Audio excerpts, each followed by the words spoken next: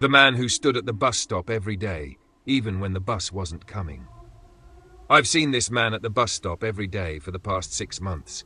He's unremarkable, middle-aged, wearing a grey coat and brown shoes. He doesn't talk to anyone, doesn't seem to be waiting for any specific bus.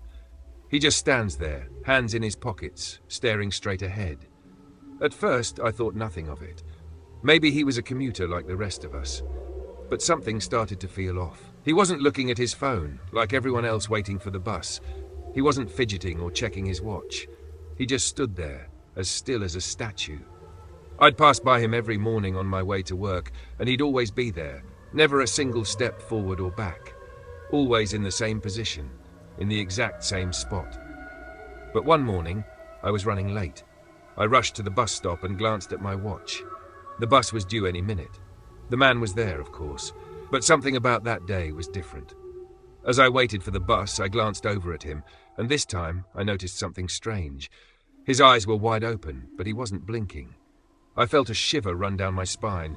I took another step back, a knot in my stomach. Maybe he had a long, rough night. Maybe he was just tired. But then, the bus arrived, and for the first time, the man didn't step forward. He didn't acknowledge the bus at all. As the doors slid open, I got on, and from the window I looked back at the stop. The man was still standing there exactly where he had been all morning, only now he wasn't staring ahead. He was staring at me. I thought about it all day at work, wondering if maybe I had imagined it. Maybe I was just tired. But when I went back the next morning, he was there again. And again, he wasn't waiting for the bus. He wasn't even looking at the street.